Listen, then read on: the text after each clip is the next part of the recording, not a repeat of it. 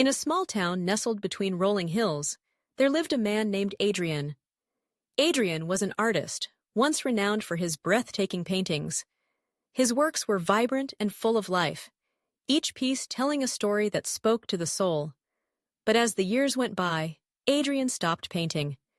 His brushes gathered dust, his canvases remained blank, and his once bustling studio turned silent. One day, a young girl named Mia wandered into Adrian's studio. She had always admired his art from afar and had heard tales of his talent. But as she stepped inside, she found only one thing hanging on the wall: an empty frame. "Why is there no painting?" Mia asked, pointing at the frame. Adrian looked at her with a faint smile. "Because I've lost the inspiration to create. The world feels gray, and I see no colors worth painting anymore." Mia frowned and thought for a moment. Then she said, "If you won't paint, can I try something?"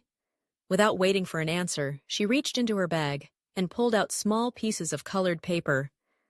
She began tearing them into shapes and sticking them within the frame. Curious but silent, Adrian watched as Mia worked.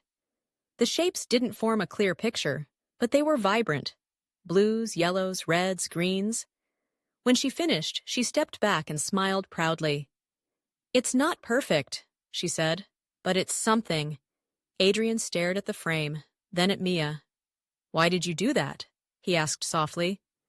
"Because," she said, "you don't need to see the whole picture to start creating again.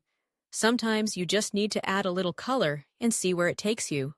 Her words lingered in the air like a melody Adrian couldn't forget. That night, he sat in front of the frame for hours, studying Mia's simple collage. Slowly, he picked up a brush, dipped it into a pot of paint, and added a single stroke. Then another, and another. Weeks passed, and Adrian's studio once again filled with the sounds of creation.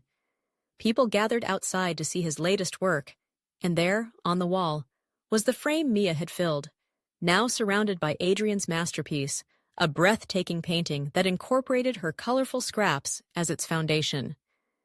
Mia returned to the studio and gasped at the sight. Adrian turned to her and said, "Sometimes inspiration doesn't strike like lightning. Sometimes it's handed to you in pieces by someone who sees what you've forgotten." In life, we often wait for perfect moments, perfect ideas, or perfect beginnings.